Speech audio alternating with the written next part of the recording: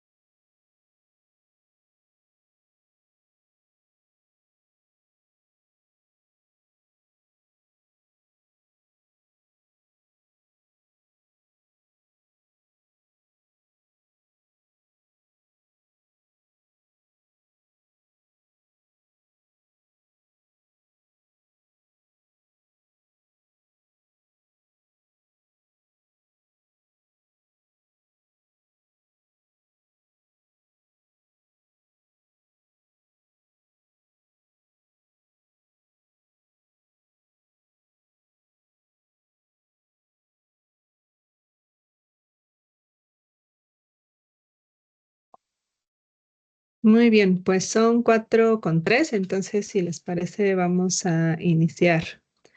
Ay, Alfonso, qué bueno que te veo, que tengo muchas dudas de la reforma que están planteando del artículo primero. Quiero platicarlas con alguien. ¿Cómo estás?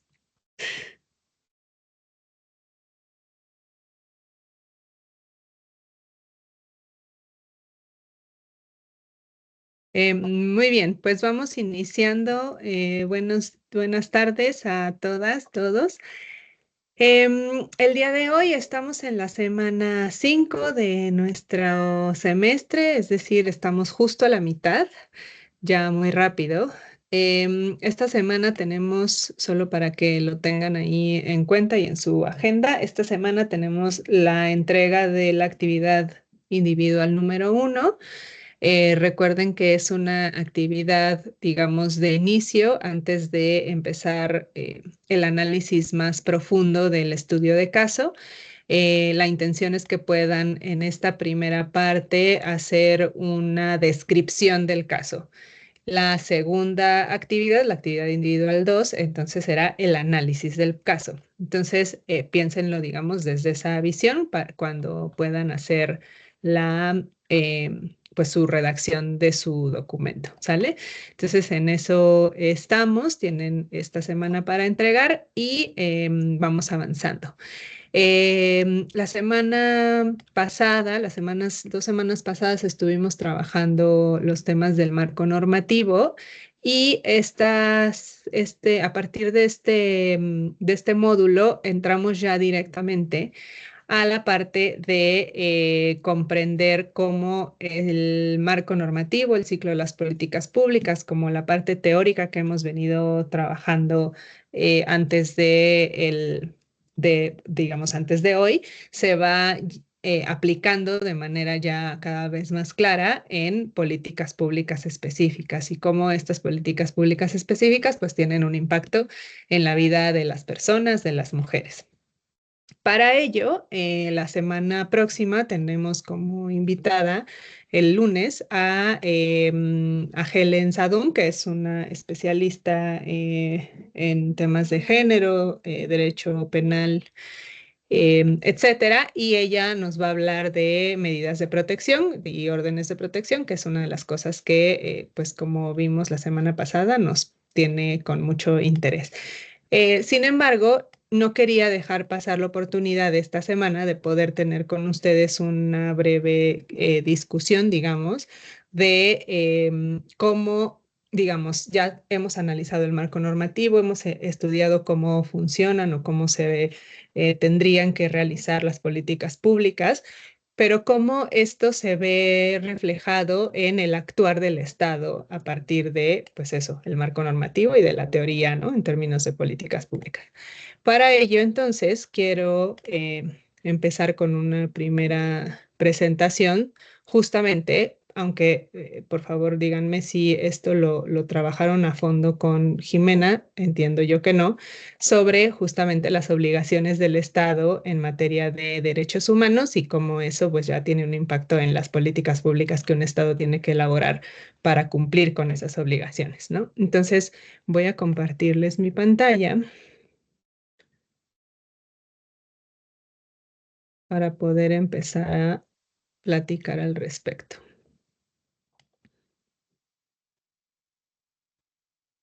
Están viendo otra cosa, ya vi. Aquí está.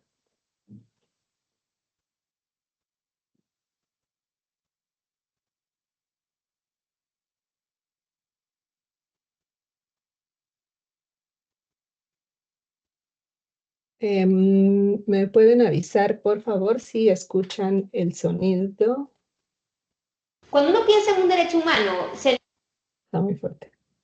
Sí se escucha, ¿verdad? Sí, sí se escucha. Gracias. Muy bien, ahí les va, ¿eh? viene a uno a la mente algo como las personas tienen derecho a la vida. Y sí, así es, pero eso no puede significar que el Estado tiene que asegurar que no nos muramos, porque obviamente es imposible. Pero entonces, ¿qué es exactamente la obligación que tiene el Estado? La Convención Americana sobre Derechos Humanos establece que los Estados tienen la obligación de respetar y garantizar derechos humanos. Estas obligaciones aplican a todos los derechos incluidos en la Convención. Respetar derechos humanos significa que los órganos o agentes del Estado deben abstenerse de violar derechos humanos. Los órganos del Estado son aquellos que ejercen funciones estatales, ya sean del poder legislativo, ejecutivo o judicial. Aquí incluimos entonces desde los tribunales de justicia hasta los policías, por ejemplo. Los agentes del Estado son personas o entidades que ejercen funciones estatales pero que no son órganos del Estado. Por ejemplo, imaginémonos un centro de detención que en vez de ser la policía la encargada de la seguridad del centro de detención, es una compañía privada. Entonces, esta compañía privada está ejerciendo funciones estatales y, por tanto, son agentes del Estado. Los órganos y agentes del Estado son representantes del Estado. Por eso, cuando un militar tortura a una persona, un tribunal emite una sentencia discriminatoria o, como vimos en el ejemplo anterior, un funcionario de una compañía privada encargada de la seguridad de un centro de detención omite realizar el examen de salud que se le tiene que hacer a todas las personas que son privadas de libertad, el Estado está incumpliendo su obligación de respetar derechos humanos. Por otro lado, la obligación de garantizar derechos humanos es una obligación positiva. Requiere que los Estados tomen acciones para evitar que ocurran afectaciones a los derechos humanos.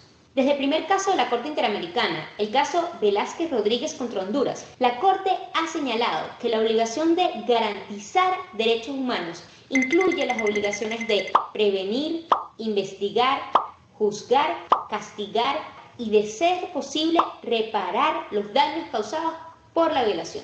Esto quiere decir que un Estado, para, por ejemplo, garantizar el derecho a la vida, tiene que incluir en su legislación la prohibición del homicidio y también tiene que regular, por ejemplo, específicamente cuándo es que las fuerzas estatales pueden utilizar fuerza letal. Además, en el evento de que ocurra una muerte, no importa quién la haya cometido, el Estado tiene que investigar lo sucedido, juzgar a los responsables, castigarlos y, de ser posible, reparar las afectaciones.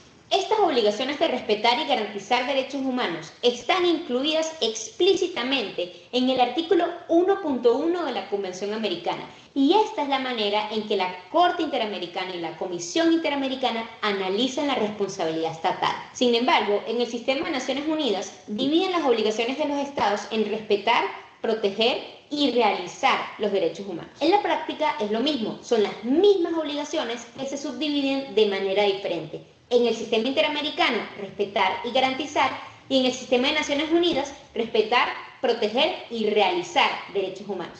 En todo caso, en otro video les explicaré un poco más de esta división que utiliza el sistema de Naciones Unidas. Suscríbete para que no te lo pierdas y Muy bien, entonces, un poco me interesa empezar a discutir con ustedes cuáles son, ay Dios, se me está moviendo muchísimo.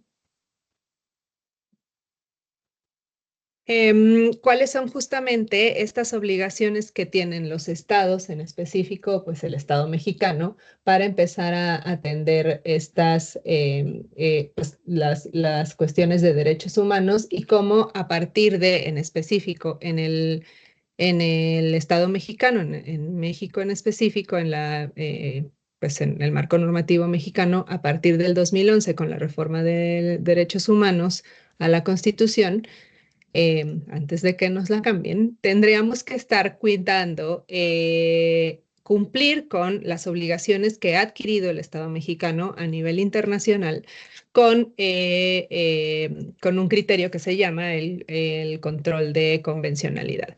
Y eso implica que la máxima regla o la máxima norma que tenemos que atender como funcionarios públicos, pensando en ustedes que trabajan, varios de ustedes que trabajan como servidores públicos, que tendríamos que atender todos los criterios de derechos humanos que están atendiéndose en convenciones, instrumentos internacionales, resoluciones, etcétera, de manera prioritaria, ¿no? Esto implica que al analizar un caso, y por eso traigo todo esto a colación, cuando empecemos entonces a analizar los casos que ustedes tendrán que analizar para su actividad individual 2, cuando analizamos un caso, tenemos que analizarlo pensando en cuáles son las responsabilidades que tenía el Estado, ya sea no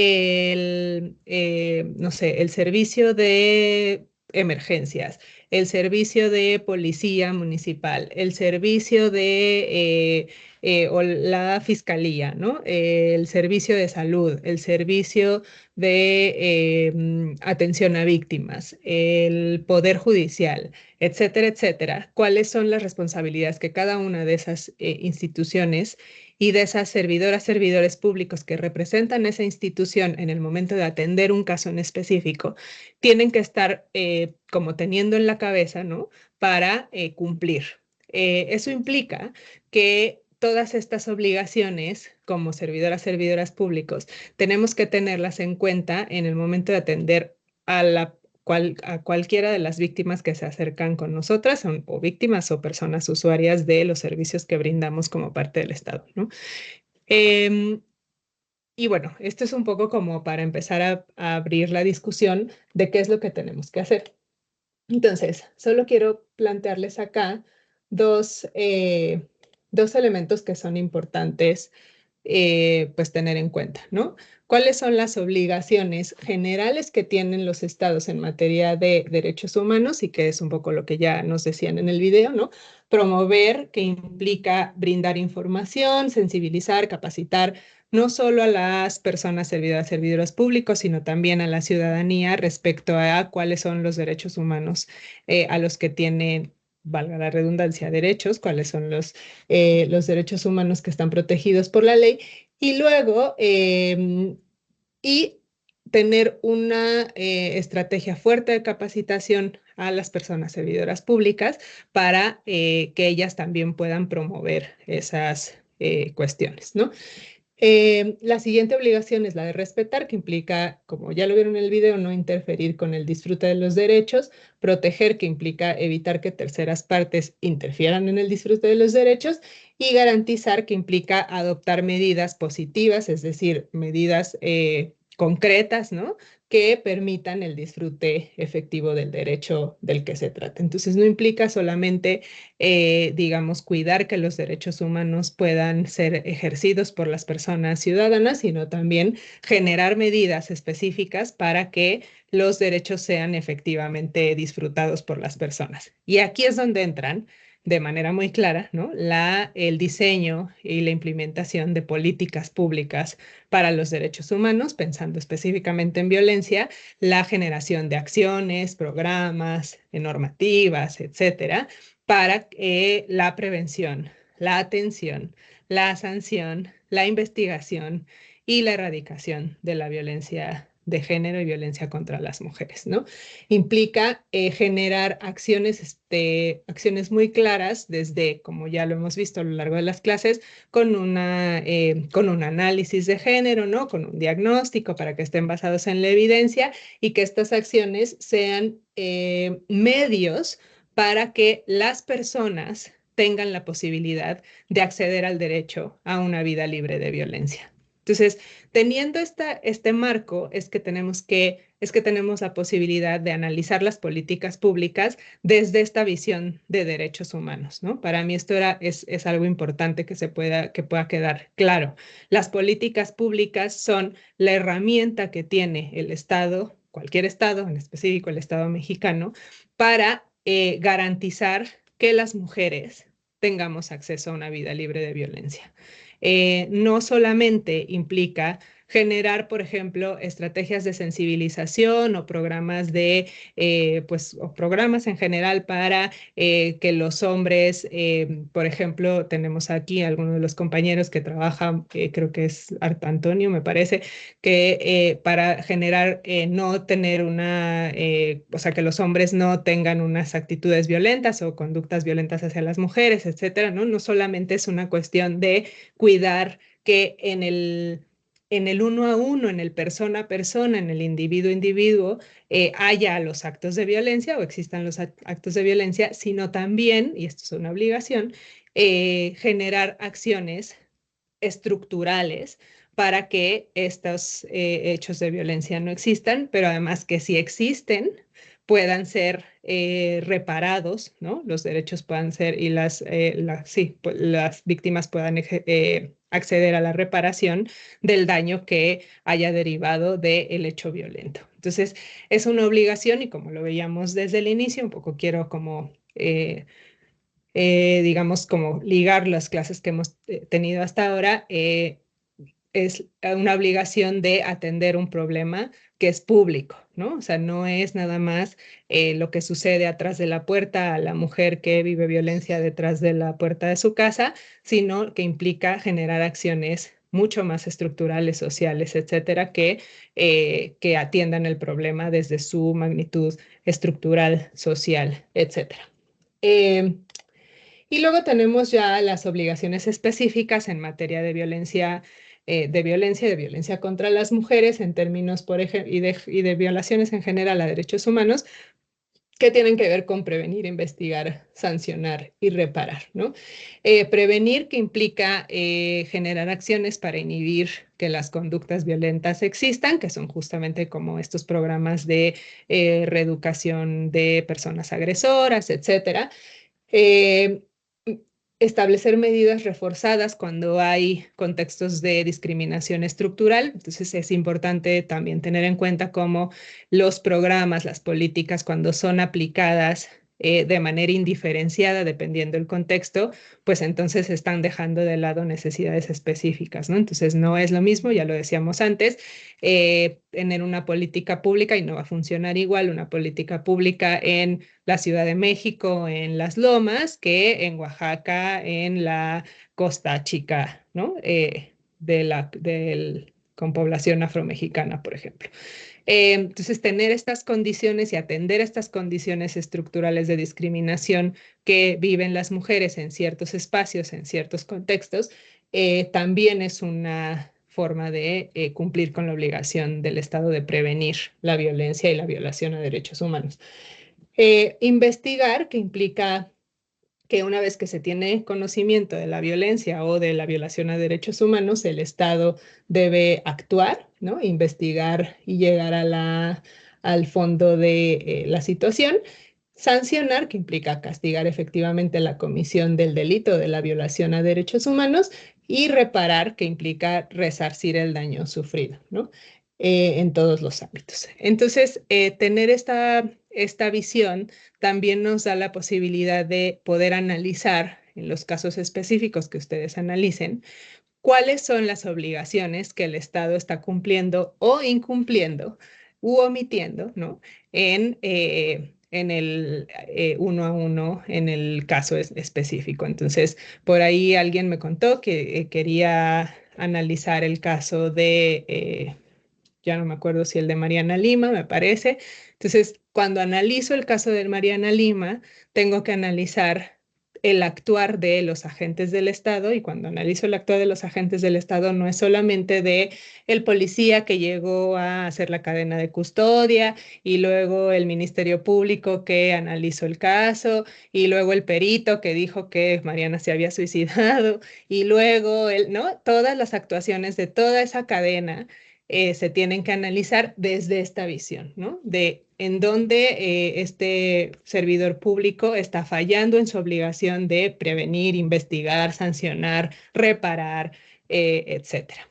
Entonces, bueno, es un poco, quería darles como este panorama porque a partir de esto es la solicitud que hagan el análisis en su siguiente tarea. Ya sé que me estoy adelantando, pero es que la siguiente ya es dentro de 2 semanas, casi luego, entonces tenemos que irnos preparando para ese siguiente análisis y bueno, y tener esta posibilidad. Entonces, tengo un video, quien esté analizando, quien quiera analizar, quien esté analizando el caso de Chihuahua, creo que les puse uno nada más, un caso de Chihuahua, que me parece que era el de no me acuerdo ahora, pero tengo un video que les puede servir, que es un video sobre el caso del campo algodonero y cómo este es un caso que llegó directamente a la Corte Interamericana de Derechos Humanos y que el Estado mexicano tiene una sentencia sobre ese caso, en donde justamente el análisis que hace la Corte es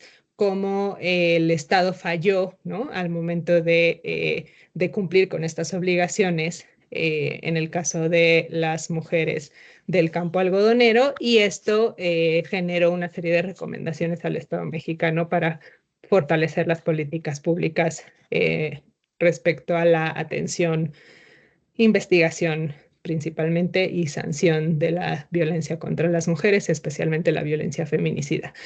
Esto implica entonces que podamos hacer este análisis de manera como mucho más profunda, ¿no? Entonces, bueno, hasta ahora quiero dejarlo hasta aquí para dejarles hablar por si tienen alguna duda.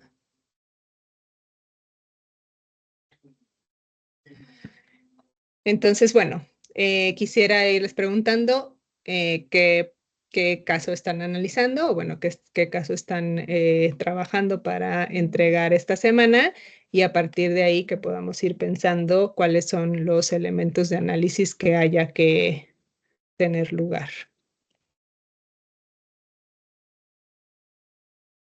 ¿Alguien quiere contarme? ¿Ya empezaron su tarea o no? ¿Qué estás analizando, Cari? Buenas tardes, todas y todas. Trabajo con Mariana Lima. Ya, Ok. ya es un tema que, bueno, ya había trabajado sobre él, ya he analizado algunas veces y sí, la verdad es que creo que todo lo que podía hacer mal el sistema lo hicieron mal, ¿no? Entonces, mi labor es como primer respondiente habitualmente en la vida real del día a día, trabajo como primer respondiente, entonces desde ahí empecé mi análisis. Creo que hay mucho que decir, como ya lo comentó ahorita, todos los encargados de la cadena de custodia eh, solaparon este hecho violento en contra de Mariana y de la familia, ¿no?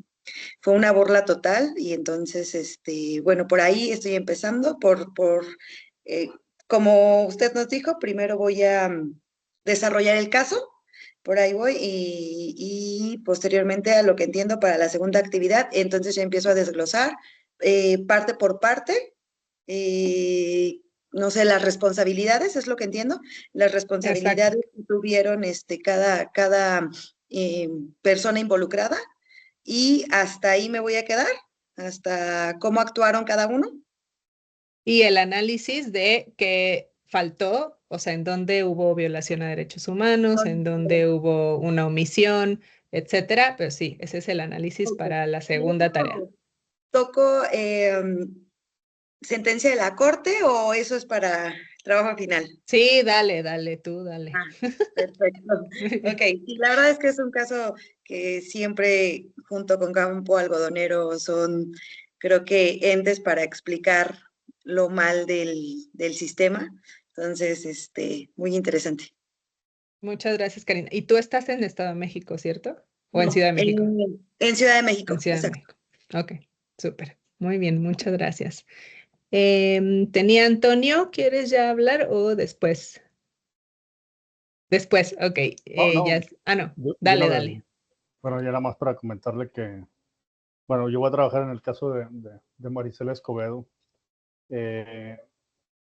Previamente ya había estado trabajando sobre eso y pues ya nada más es darle el seguimiento de lo que está pidiendo. Muy Es bien. un caso interesante porque obviamente pues, hubo muchas violaciones a los derechos humanos. Entonces, Así pues, es, muchísimas gracias.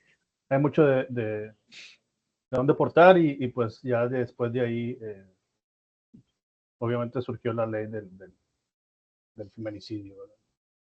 Después de 2011, 2010-11 que sucedió eso, ya después, pues hubo ajustes, ¿no? Hubo Así ajustes ahí es.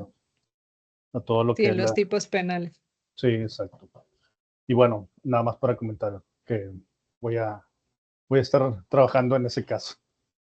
Muy bien, perfecto. Ok, Muchísimas gracias, Antonio. excelente. Excelente y un saludo a todos. Yasmín. Sí, profesora, buenas tardes. Perdóneme que no prenda mi cámara, pero me empieza a fallar mucho el audio. Yo voy a trabajar sobre el caso de justo Marisela Escobedo, acerca de, pues sí, la indiferencia, la corrupción, cómo, cómo se llevó a cabo el juicio, ¿no? Donde al final liberan al victimario, el caso de cómo manejó también el Estado o el sistema penal, el tema de que todavía no estaba tipificado el feminicidio, y pues toda la obstrucción y toda la parte que hubo por parte del gobierno de Chihuahua y la revictimización que hubo de parte también institucional y pues social, ¿no? Muy bien, muchas No gracias. sé si me faltaría algo en esa primera parte del análisis. No, creo que más bien una cosa que será importante en el caso de Marisela, Antonio y Yasmín es empezar a identificar también, digo, esto, o sea, es algo que se los dejo, ya por ahí alguien en el chat me está diciendo, son 2 cuartillas, sí, son 2 cuartillas, entonces tienen que ser muy concretas, pero al mismo tiempo buscar y entrarle a los temas espinosos. En el caso de Marisela, uno de los temas que es muy importante es identificar también cómo el crimen organizado tiene siempre o en gran medida una participación casi como si fuera parte del Estado, ¿no? Y esto está pasándonos en todo el país en muchos sentidos, que el crimen organizado está tomando funciones del Estado para bien y para mal, y eso implica también identificar ahí en dónde estuvo o qué pasó con el crimen organizado y cómo el crimen organizado estuvo tan inmiscuido que muy seguramente, no lo podemos afirmar porque eso no necesariamente está en los expedientes, pero muy seguramente tuvo una participación en pues la omisión que tuvo el Estado en la investigación, ¿no? del caso. Entonces, digamos ahí para que, pues si Y las quieren ahí por lo menos dejar una nota. Sí, perdón, Yasmin. denuncias del juez y de los magistrados, ¿no? Así es. Entonces, bueno, estará interesante. Si se pasan una cuartilla, está bien. Solo piensen en que tengo que leer, no, ya no me acuerdo cuántas personas somos en el grupo, entonces denme chance, no se avienten tantas cuartillas, pero si se pasan una cuartilla no pasa nada, pero ya más de 3 ya es demasiado para poder avanzar. Gracias, Yasmín. Claribel. Hola, buenas tardes a todos. Maestra, yo estoy trabajando el caso de Vanessa Gaitán de Jalisco. Ese es lo que yo, eh, por azares del destino y por lo que vivimos aquí diariamente, fíjese que me llama la atención que teniendo ellas medidas de restricción, pues no se haya hecho nada, ¿no?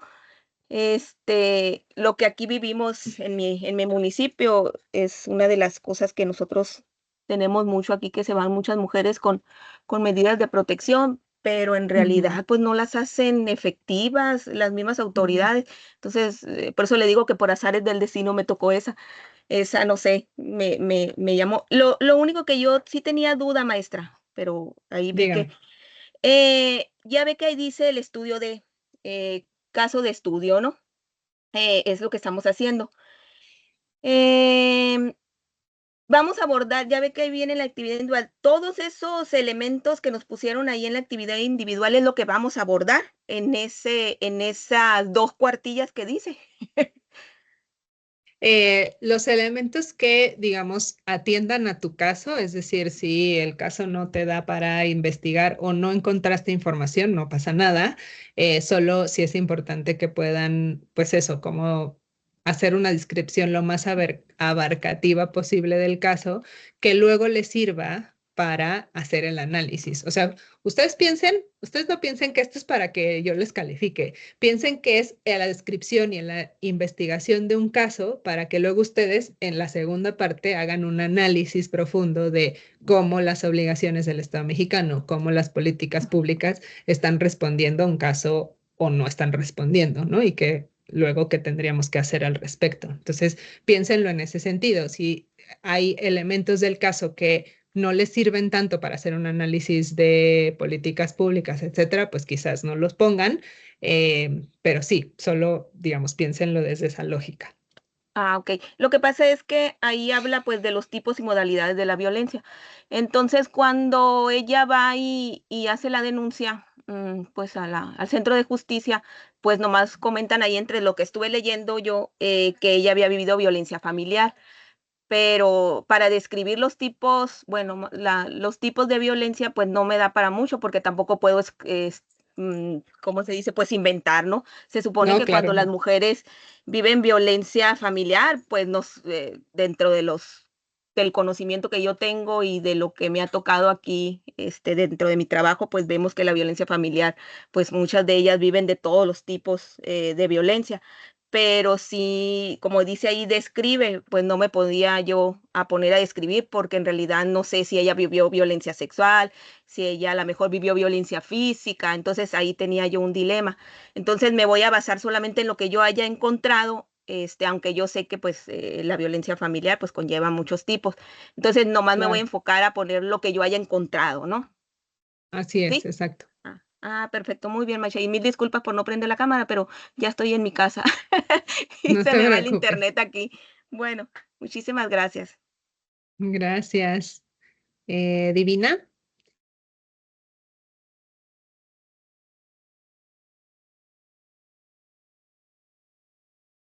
no te escuchamos, Divina. A ver, ¿ahí ya se escucha, maestra? Ahí, ya. Ok. Buenas tardes a todos. Buenas tardes, maestra. Gracias. Buenas tardes. Sí, es interesante ese tema de Maricela Escobedo. ¿Por qué? Porque, por ejemplo, Rufri, Fraire, que era la hija, pues era una adolescente, ¿no?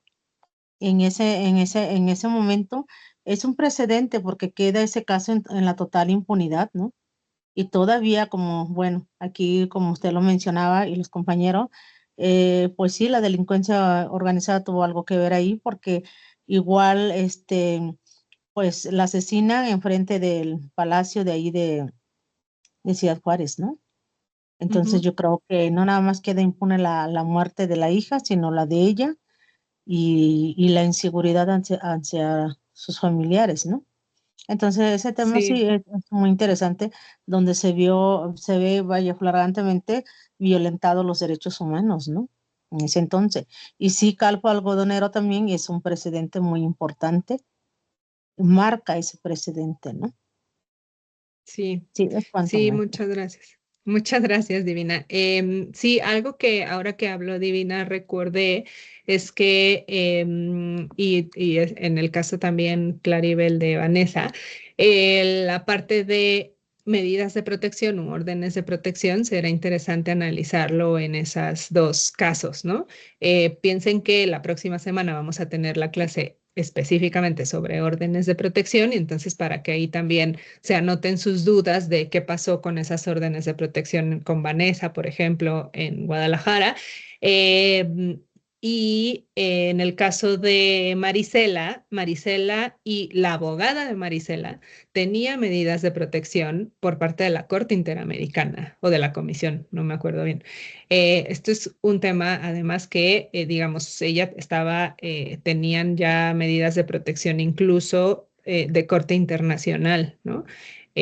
Lo cual, pues también es todo un tema al momento de entender cómo el Estado mexicano cumplió, no cumplió o incumplió con sus responsabilidades de protección para específicamente Marisela y para Lucha, para su abogada Lucha Castro. Muchas gracias. Cari.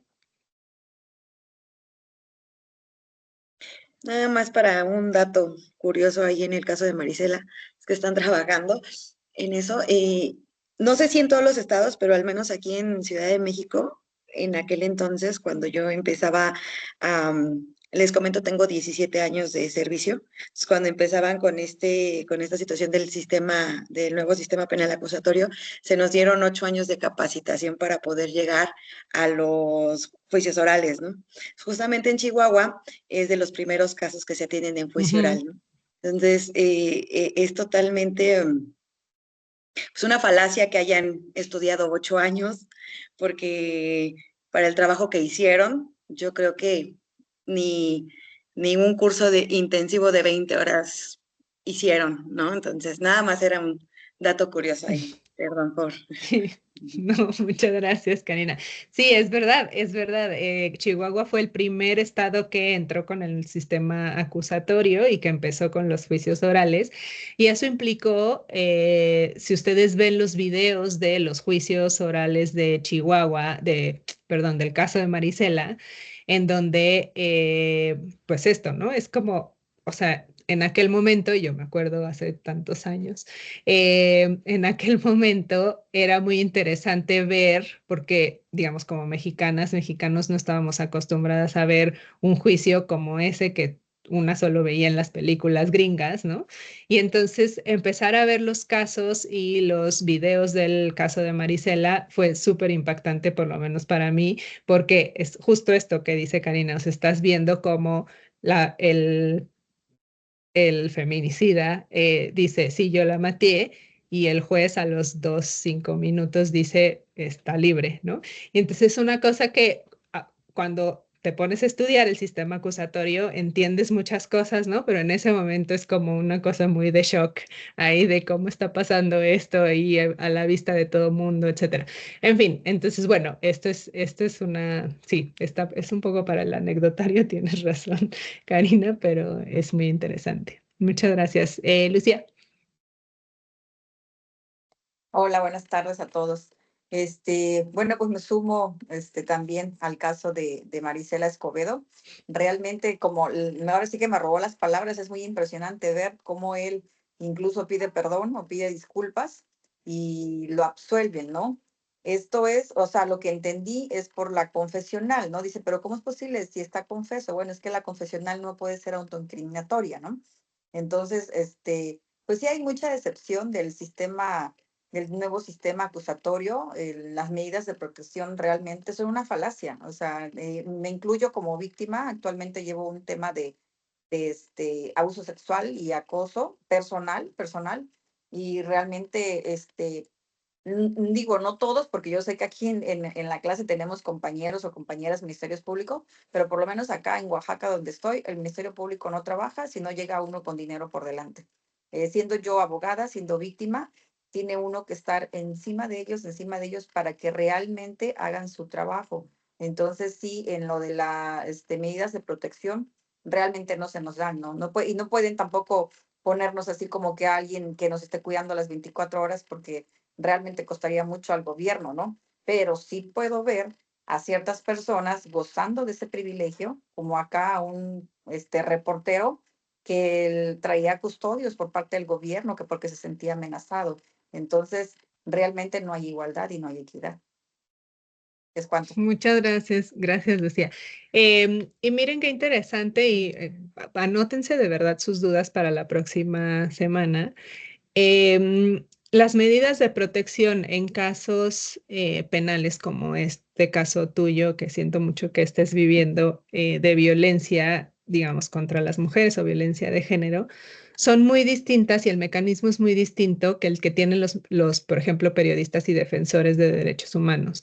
Entonces, también esto es muy importante, empezar a identificar cómo los programas y políticas, digamos, pueden tener los mismos nombres y tienen como los mismos mecanismos, etcétera, pero no son los mismos. Entonces, a veces, justo como tú bien dices, pensamos que esta persona que es un reportero, que a lo mejor necesita o no necesita las medidas, eso no lo sabemos, ¿no? Pero que tiene otra vía de acceso a esa protección que no tenemos las mujeres víctimas, por ejemplo, ¿no? Y es importante ir conociendo mucho más a fondo, sobre todo si nos estamos dedicando a estos temas, cuáles son o cómo funcionan estos mecanismos de protección para unas personas, para otras, para defensoras, periodistas son otras medidas. De hecho, son servicios que se brindan desde la federación, no los brinda las entidades federativas, es decir, no los brinda el gobierno del estado. Digamos, es importante ahí echarse un clavado también a ir comprendiendo cómo funcionan, porque tendrán también todas sus falencias, ¿no? Y todas sus complicaciones, pero digamos, funcionan diferente, nada más para que lo tengamos ahí en cuenta. Y la otra que me parece importante y que ya lo platicaremos la próxima semana con Helen, es cómo las medidas de protección se han pensado siempre como una cuestión únicamente de, voy a traer atrás de mí a la patrulla, ¿no? O al policía atrás de mí cuidándome, etcétera. Y no necesariamente, y solo, digamos, lo digo porque así es como nuestro imaginario, ¿no? Que ese es como lo que si damos medidas de protección a una víctima, va a ser una patrulla que esté alrededor o en la puerta de su casa todo el tiempo o cada rondines, etcétera. Y las medidas de protección pueden ser muy diversas y son y tendrían que estar muy, no estoy perdiendo la palabra en español, perdónenme, muy enfocadas, hechas a medida, pues, de el caso en específico. Y lo que se piensa y lo que tenemos en el sistema en este momento es medidas de protección igual a patrullaje cada 2 horas alrededor de la casa de la persona o custodia personal, etcétera. Y eso, por supuesto, implica una serie de gastos muy fuertes para el Estado. Y el Estado mismo, digamos, se da un balazo en el pie porque dice medidas de protección, entonces son patrullas para todas y no necesariamente necesitamos eso las víctimas. O sea, no es algo que todas las víctimas piensen o pensamos eso porque es la única cosa que tenemos en el imaginario que es una medida de protección, ¿no? Entonces, bueno, nada más para que ahí también lo tengamos en cuenta. Y en el caso de Marisela, por ejemplo, pues que también analicemos cuáles fueron las medidas que se le dieron y cuáles fueron las que se le dieron a su abogada, etcétera, para que también analicemos eso después. Muchas gracias. ¿Alguien más? Veo a Yasmín y a Lucía, pero creo que son las manitas de antes, ¿verdad?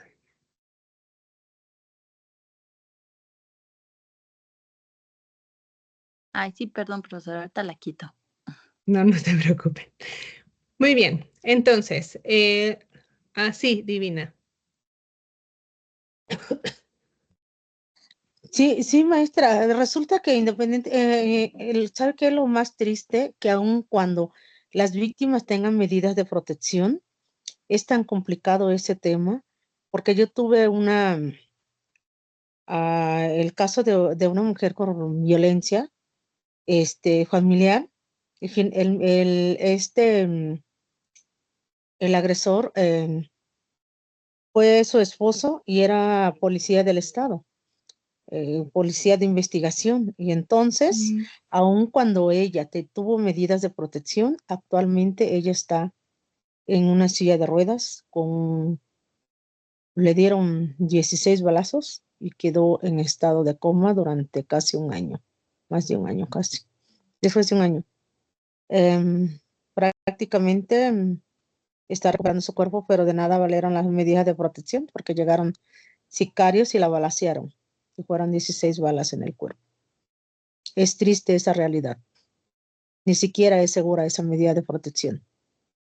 Porque aun cuando esté la Sí, patrulla ahí, no está todo el tiempo, nada más son rondines los que dan. Tengo otro caso de una adolescente de 16 años que fue violada y igual las medidas de protección de verdad que valen y no valen nada, la verdad. Ya intentaron llevársela a la adolescente, solo que la familia se protegió, tenía cámara y una cámara de un vecino de enfrente alcanzó a ver y que la estaban esperando. Y fue por eso que no se la llevaron. Pero sí, es de verdad, es triste la realidad que se vive en este país, en nuestro país, México. Y yo creo que sí, falta mucha empatía por las autoridades. Y pues yo creo que más asociaciones no gubernamentales y fundaciones para una protección de verdad más integral hacia las víctimas. Es sí, cuanto. muchas gracias. Gracias, Divina. Y sí, un poco también pienso en este tipo de casos como lo que decíamos antes con Marisela, ¿no? El crimen organizado tiene siempre un papel que no necesariamente analizamos cuando analizamos las políticas públicas o los casos en general, y que se tiene que analizar cada vez más a la luz de esto, de cómo está el crimen organizado inmiscuido o imbricado con las fuerzas de seguridad y las fuerzas del orden en muchos estados y municipios, sobre todo municipios, y cómo el Estado, es decir, pues sí, el Estado, la fuerza del Estado es insuficiente, ¿no? Para controlar o detener pues la fuerza que está tomando el crimen organizado en todos los sentidos y en todos los temas. Entonces, como si la fuerza del Estado es insuficiente y queremos seguirle apostando a la fuerza del Estado, ¿cómo tenemos que fortalecer al Estado para que eso pueda responder? Pero al mismo tiempo, como también, y esto es un tema todavía mucho más pues profundo que no vamos a analizar acá, pero como también tendremos que empezar a pensar, no en estos casos horribles como el que plantea Divina en este momento, pero en otros, ¿no? Si todos los casos que vemos y a los que nos enfrentamos de violencia y de otro tipo de delitos, los queremos seguir llevando ante la justicia o buscamos nuevas formas de justicia. Me refiero a la justicia penal o buscamos otras formas de justicia, pues porque si no, de todas maneras seguimos colapsando al Estado, un Estado que no está logrando responder necesariamente, ¿no? O no con todas las posibilidades pues que se necesitan. Sí, Karina. Justamente complementando el comentario de usted, maestra, la verdad es que sí es una carga muy pesada para los que nos encargamos de llevar a cabo estas medidas de protección. Por lo menos en la Ciudad de México somos de los 28 sectores, 29 sectores que tiene la Ciudad de México, solo somos 15 los que tenemos policía especializados en género. Eh, ya hay otras policías como la Policía Auxiliar y demás que también tienen policías violeta, pero por ejemplo aquí somos 15 sectores y por ejemplo en el que estoy yo, solo habemos 6 compañeros especializados en violencia de género, que llevamos un ritmo de capacitación muy constante en el tema. ¿Por qué es importante y nos diferenciamos de los demás compañeros? Porque ya pasamos por este proceso o estamos constantemente con esta sensibilización para atender a las víctimas, cosa que los demás compañeros no tienen. Entonces, ¿qué pasa? Cuando, por ejemplo, en el sector en donde yo estoy, que es centro histórico, tenemos o atendemos medidas de protección que recibimos de la Fiscalía. Yo creo, le calculo más de 300, 400 medidas de protección, las cuales nos dividimos entre los 6 compañeros que estamos ahí, para diario visitar a estas, no tenemos unidades, vamos pie a tierra, y entonces los demás compañeros, pues obviamente no les interesa ir a preguntarle a la víctima cómo está, cómo va el caso, dar algunos consejos, buscar alternativas, como lo que usted comenta, tal vez si el sistema de justicia no está respondiendo, bueno, buscar otras alternativas, redes de apoyo, darle otra solución para que esto pueda funcionar de mejor manera. No toda la policía, no todos los servidores públicos están capacitados o tienen esta sensibilización. Y creo más bien que lo que falla es precisamente la política pública, porque está diseñada de una forma y si me equivoco, usted corríjame por favor, maestra, la finalidad de ver que funcione la política pública son estas rendiciones de cuentas. Entonces, cuando yo me he presentado en las rendiciones de cuentas, que por lo menos aquí se dan todos los 25 de mes, que es el día naranja, aquí se le llama, que es donde se da la rendición de cuentas de la violencia contra la mujer, pues nos presentan todos muy bonitos con estos brazaletes morados y ahí vamos muy, muy monos a sentarnos para que, en este caso, bueno, ya es la presidenta, espero nadie se ofenda, ¿no? En aquel entonces era la jefa de gobierno quien daba estos informes y ella daba unas notas magníficas y daba números que supuestamente dejaban tranquila a la sociedad, ¿no? Y cuando uno, que es quien las visita, quien es uno, quien se encuentra en las vecindades, en las calles, en las colonias, pues te das cuenta que no funciona, ¿no? Porque ahí viene todo lo que están diciendo las compañeras, ¿no? El sistema de justicia falla, esto no es bueno, no me hacen caso, nadie ya le dieron carpetazo y todo lo malo de lo que hemos hablado. Entonces, ahí te das cuenta que no funciona. Entonces, creo que la política pública diseñada para las medidas de protección está mal implementada y desde el hecho que aceptamos los números falsos, ya nada sirve. Ya nada sirve porque entonces se va diciendo que todo es perfecto ante las cámaras, cuando realmente no es así, ¿no? Entonces ya de ahí, pues aunque las cosas no funcionen, pues no, nadie se da cuenta, ¿no? O más bien, no, eso no sale a la luz. Y decía yo la vez pasada, me guardo esto para la clase de políticas públicas, digo, de medidas de protección, porque en mi caso, pues sí llega el punto de que, a ver, espérenme, llevo a la víctima y me hacen un test psicológico de violencia de 3 meses, cuando hay violencias que llevan años. Entonces, si en 3 meses no me golpeó como para matarme, entonces mi riesgo no es severo. Y si mi riesgo no es severo, entonces la medida de protección que emiten, pues es nada más patrullaje. Y entonces el patrullero, pues solo da patrullaje. Cuando a lo mejor ha sufrido de anteriormente, pero entonces el psicólogo que tiene esa orden, yo no digo que que el psicólogo lo decida, porque él también tiene una política, él también tiene que seguir una función, a él le dicen, tu test tiene que ser de 3 meses. Entonces, si tú dices, no, pero es que hace 2 años me violó, me cortó, me ahorcó, no, de 3 meses para acá. Entonces, creo que las políticas públicas están mal implementadas y creo que ahí es donde hay que trabajar, porque si bien somos pocos los elementos que estamos como que muy comprometidos con la labor, deberíamos de implementar algo que nos funcione mejor y que sea real, ¿no? Porque si solamente va a funcionar para los políticos, para que yo salga bonito a decir ya bajé incidencia, todo está bien cuando la realidad es otra, pues obviamente nosotros jamás nos vamos a dar abasto de solucionarles la vida a las víctimas. Entonces, por ahí es un tema que sería bueno analizar, o que nos dejaran implementar a los que trabajamos en calle, nos dejaran implementar políticas públicas y ponerlas en práctica. Muchas gracias, Karina. No, tú implementas políticas públicas, nada más que es otra forma de la implementación. No, creo que una de las cosas que es bien importante de lo que dices es no solo en la implementación de las políticas públicas, sino esta parte de la rendición de cuentas y de la evaluación. ¿Se acuerdan que al inicio veíamos en el ciclo de las políticas públicas la evaluación de la política pública no puede ser únicamente cuantitativa, ¿no? Que es justo lo que estás diciendo. No solamente es hablar de las cifras, sino también del impacto que una política tiene o deja de tener en la vida de las personas, que es para lo que están diseñadas las políticas públicas, ¿no?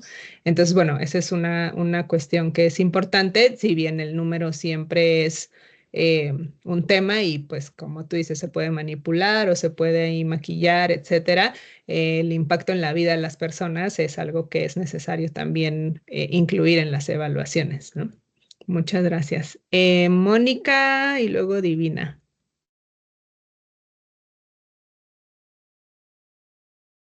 Gracias, buenas tardes a todos. El tema que voy a escoger es el de Maricela Escobedo. Lo estuve analizando y hay no nada más lo que se ve en el área, en todo lo que se forma. Encontré un documento que narra qué fue lo que ocurre desde el punto de vista ministerial, obviamente lavándose las manos en todo momento y pues haciendo partícipe de esta capacitación que se tuvo antes de iniciar los juicios orales. Se me hizo muy interesante. Y con respecto a lo que comenta la licenciada Cari, también es cierto, yo soy policía, soy comandante de la Policía de Investigación. Aquí en la Ciudad de México no se percibe, ¿no? Aquí se generan estos documentos para poderlos enviar a la Secretaría y sean así entregados y pues se lleve un conteo, ¿no? La verdad es que no hay cifra, ¿no? La verdad es que no se termina con una cifra. En una guardia de 24 horas se inician hasta 10 violencias familiares. A esto le súmale un feminicidio, a eso súmale amenazas, a eso súmale personas, y la cifra negra, personas que están en hospital por estos mismos hechos que muchas veces no quieren iniciar denuncia. Falta mucho, la verdad es que gravemente las políticas públicas nada más están para, pues ahorita como pasaron las elecciones, para este tipo de números, ¿no? Y desafortunadamente somos números, ¿no? Las mujeres aquí en esta parte de la fiscalía somos números. Te preguntan cuántas carpetas iniciadas, no te preguntan cuántas víctimas hay en ese hogar, ¿no? Porque si no, no nada más sabemos que es contra la mujer, ¿no? Sino contra la familia en general por cualquier tipo de situación. Entonces no te preguntan cuántas personas, te dicen cuántas carpetas iniciaron por este hecho. Y de estas, cuántos resultaron, y son puros números los que das. Y es bien triste que súmale la infraestructura que se tiene muy poca, que realmente no se tiene la suficiente para atacar este tema, para la prevención, para la publicación, para que se visualice realmente cuál es el problema real. No lo hay, la gente no lo sabe, aún con todas las marchas que hay, con todas las protestas que hay y con todas las leyes que hay a favor de las mujeres, no las conocen. Aquí vienen y se sienten y dicen, ¿eso es violencia? Sí, señor, eso es violencia. No hay esa difusión de esa información. Total. Entonces, uno como servidor público, yo me sumo con Cari y les hace saber, ven, siéntate y te das el tiempo para explicarles, ¿no? No todos tenemos esa pasión para explicarles y hacerles saber, ¿no? Que no están solas, ¿no? Y que hay todo un sistema tras de ellas que las protege y las cuida. Pero aún así, de verdad, aún así se te va de la mano, porque no puedes estar en todas las alcaldías, no puedes estar en todos los lugares. Te toca un lugar y tienes que trabajar sobre ello. Y pues difundes la información lo más que se pueda, pero gravemente terminan en algunos casos en feminicidios y graves, ¿no? Entonces son los temas que hemos estado trabajando con usted, los que nos dio usted, y de esos hay 1000, porque todos le ponemos un nombre, ¿no? El caso de Margarita, el caso de Luis, el caso de Martina, el caso de... entonces, son muchos casos, pero la verdad es que las políticas públicas no trabajan con esa infraestructura, no la tienen, no tienen cómo bajarla, y lo único que hacen es enumerarla. Y eso es muy triste. Sería cuanto más. Muchas gracias, Mónica, y me gusta mucho también pensar en esto que decías hace un momento de las personas que tienen la pasión para hacer su trabajo, implica también la posibilidad de que están implementando, por lo que le decía yo a Cari, ustedes están implementando las políticas públicas. Las políticas públicas no solo son su diseño, ¿no? También son su implementación. Y entonces, mientras más personas que se toman en serio la implementación de la política, que llevan a la práctica la promoción de los derechos humanos, la garantía, la generación de acciones para proteger los derechos humanos, en este caso de las mujeres, ahí también se están haciendo políticas públicas. Entonces, digamos, para que tengamos también esta mirada mucho más amplia de las políticas públicas, las están haciendo ustedes. Y lo quiero decir porque es un poco como, claro, tenemos que regresarnos al diseño y ver qué está mal pero también en la implementación la están haciendo ustedes. Y eso es muy importante también tenerlo en cuenta en la mira, pues, para pues, cuando nos toca también rendir cuentas en nuestra labor como servidores públicos, ¿no? Muchas gracias, pero muchas gracias por su trabajo también. Divina. Última participación y nos Sí, vamos. maestra, yo creo que sí, maestra, rapidísimo. Yo creo que hace falta mucho, ¿no? Todavía por hacer en nuestro país y como en otros países, a lo mejor, no sé, no gubernamentales, en donde ellos apoyan mucho, ¿no? Todo lo que es, en los derechos de las mujeres o de los niños y todo eso, ¿no? Y yo creo que aquí nos hace falta mucho todavía eso por hacer, aparte de que de repente en algunas fiscalías o en algunas autoridades hay malas prácticas, ¿no? Claro. Y como decía la compañera, ¿no? En Oaxaca no trabajan si no le das dinero. También aquí no se preocupe, en el Estado de México. Yo tengo 22 años litigando y me ha tocado de todo, ¿no? Igual me ha tocado gente incorruptible, eso sí, también gente con valores y principios, también no nada más gente que sí le gusta el dinero, también hay gente que ama su trabajo y su profesión. Eso también me ha tocado. Y han hecho empatía conmigo y solidaridad para ayudar a muchas víctimas en estos 22 años que he recorrido el país. Muchas gracias, Gracias, Divina. Lucía, te salté, perdóname.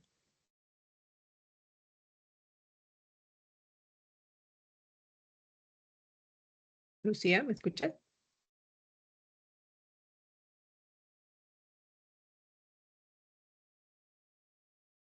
¿No? Se quedó ahí parada.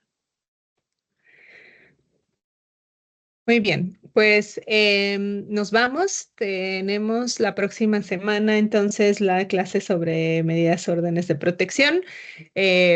Anótense sus dudas para platicarlas con Helen. Y no se olviden de subir su tarea en tiempo y forma. Y cualquier duda, estoy atenta. Cuídense mucho. Muchas gracias por la participación. Muchas gracias. Hasta luego, Gracias, cuídense. buenas tardes. Bye. Hasta luego.